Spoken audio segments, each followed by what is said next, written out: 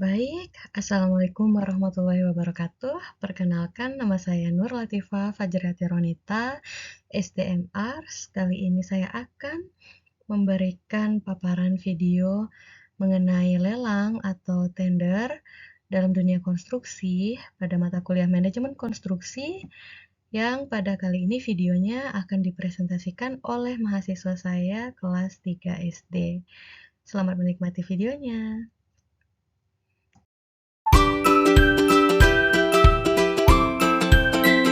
Halo semuanya, kami dari kelompok 1 akan menyampaikan materi lelang atau tender. Semoga bermanfaat dan enjoy this video. Apa itu lelang atau tender konstruksi? Lelang atau tender konstruksi adalah rangkaian kegiatan penawaran yang sebenarnya hampir mirip dengan lelang yang dilakukan di dalam bidang jual beli. Tender juga merupakan metode pemilihan untuk mendapatkan penyedia jasa konsultasi konstruksi. Apa saja sih jenis-jenis dari lelang atau tender konstruksi? Tender terbuka. Jenis pelelangan ini bisa diikuti oleh kontraktor yang berminat tanpa ada pembatasan.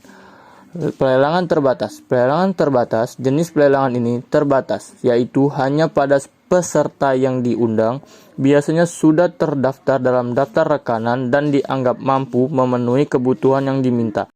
Pelelangan di bawah tangan atau penunjukan langsung. Jenis pelelangan ini biasanya jika dalam keadaan darurat dan pelaksanaannya pun tidak bisa ditunda, rahasia, karena mungkin menyangkut pertahanan dan keamanan negara. Pelelangan langsung, jenis pelelangan ini biasanya pengguna akan memilih kontraktor dengan membanding-bandingkan minimal 3 penawaran dari para kontraktor. Tahapan lelang atau tender. Apa saja sih proses pelaksanaan tender?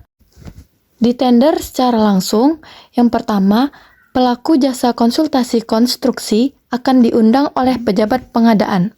Yang kedua, proses pembuktian kualifikasi oleh pejabat pengadaan. Yang ketiga, negosiasi harga penawaran calon penyedia jasa dengan pejabat pengadaan. Yang keempat, pelaku jasa konstruksi menyampaikan penawaran administrasi. Yang kelima, pejabat pengadaan membuka penawaran dan evaluasi. Yang terakhir, calon penyedia jasa dinyatakan gagal jika tidak memenuhi klasifikasi. Yang kedua, pelelangan terbatas yang meliputi yang pertama, pelaksanaan prakualifikasi. Yang kedua, pemberian penjelasan. Yang ketiga, penyampaian dan pembukaan dokumen. Yang keempat, pelaku jasa konstruksi menyampaikan pengumuman pemenang. Yang kelima, proses masa sanggah. Dan yang terakhir, pelaksanaan prakualifikasi gagal. Adapun evaluasi dokumen penawaran penetapan dari peserta pemenang tender, masa sanggah banding, pelaksanaan pasca kualifikasi, undangan dan pengumuman, penetapan calon pemenang, serta terakhir, klarifikasi dan negosiasi.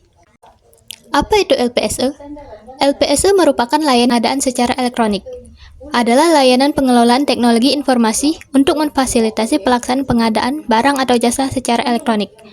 Unit kerja pengadaan barang atau jasa, UKPBJ, pada kementerian atau lembaga atau perangkat daerah yang tidak memiliki LPSE dapat menggunakan fasilitas LPSE yang terdekat dengan tempat kedudukannya untuk melaksanakan pengadaan barang atau jasa secara elektronik. Adapun tahapan LPSE: 1. Proses pengadaan, 2. Pasca proses pengadaan, 3. Pembatalan atau pemutusan, 4. Penilaian, 5. Tanggung jawab dan akibat, 6. Perselisihan, dan terakhir 7. Perubahan. Tugas PPK dalam pengadaan barang atau jasa menurut Perpres nomor 12 tahun 2021 pasal 11. A. Menyusun perencanaan pengadaan. B. Melaksanakan konsolidasi pengadaan barang atau jasa. C. Menetapkan spesifikasi teknik atau kerangka acuan kerja. D. Menetapkan rancangan kontrak. E. Menetapkan HPS atau harga perkiraan sendiri. F. Menetapkan besaran uang muka yang akan dibayarkan kepada penyedia. G. Mengusulkan perubahan jadwal kegiatan. H. Melaksanakan e-purchasing untuk nilai paling sedikit di atas 200 juta rupiah. I. Mengendalikan kontrak. J. Menyimpan dan menjaga keutuhan seluruh dokumen pelaksanaan kegiatan. K. Melaporkan pelaksanaan dan penyelesaian kegiatan kepada PA atau KPA. L. Menyerahkan hasil pekerjaan pelaksanaan kegiatan kepada PA atau KPA dengan berita acara penyerahan. M. Menilai kinerja penyedia. N. Menetapkan tim pendukung. O. Menetapkan tim ahli atau tenaga ahli. Dan terakhir, B. Menetapkan surat penunjukan penyedia barang atau jasa. Baiklah teman-teman, di sini ada contoh tender, yaitu nama tendernya Pembangunan Rumah Susun, Komandan Pusat, Polisi Militer, TNI, Angkatan Darat. Terdapat kode huruf, nama paket, dan sumber dana yang bisa teman-teman baca di PPT ini. Tanggal pembuatan tender ini 27 Oktober 2023. Instansi berasal dari Kementerian PUPR.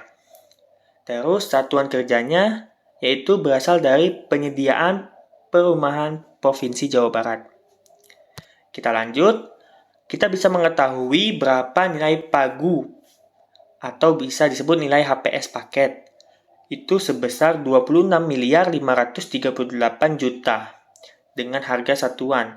Kita bisa juga mengetahui di mana lokasi yang akan kita kerjakan, yaitu di Jalan Raya Jonggol Cariu KM5, Desa Simagali, Kecamatan Jonggol, Kabupaten Bogor, Provinsi Jawa Barat, dengan kualifikasi usahanya menengah. Kita lanjut, persyaratan kualifikasi administrasi memenuhi ketentuan peraturan perundang-undangan untuk menjalankan kegiatan usaha.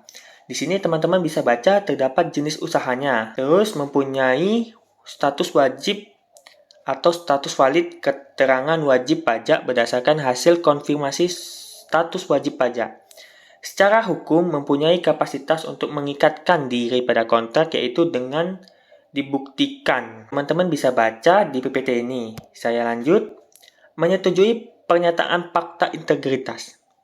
Selanjutnya, menyetujui surat pernyataan peserta. Dalam hal peserta akan melakukan konsorsium atau kerjasama operasi.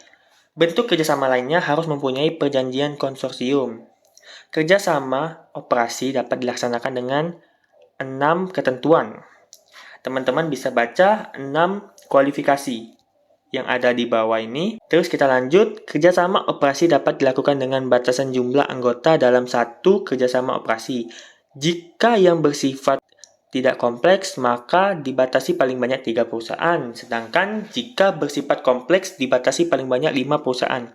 Persyaratan kepemilikan SBU dengan ketentuan yaitu 2 ketentuan. 1. Pekerjaan untuk usaha kualifikasi kecil, masyarakat paling banyak 1 SBU. Sedangkan menengah atau besar, masyarakat mensyaratkan paling banyak 2 SPU. Persyaratan kualifikasi teknis yaitu ada 3. 1. Memiliki pengalaman paling kurang pekerjaan konstruksi dalam kurun waktu 4 tahun terakhir, baik di lingkungan pemerintah ataupun swasta. 2. Memperhitungkan sisa kemampuan paket SKP. Ketiga, untuk kualifikasi usaha menengah atau besar memiliki kemampuan dasar KD dengan nilai 3 kali nilai pengalaman tertinggi dalam 15 tahun terakhir.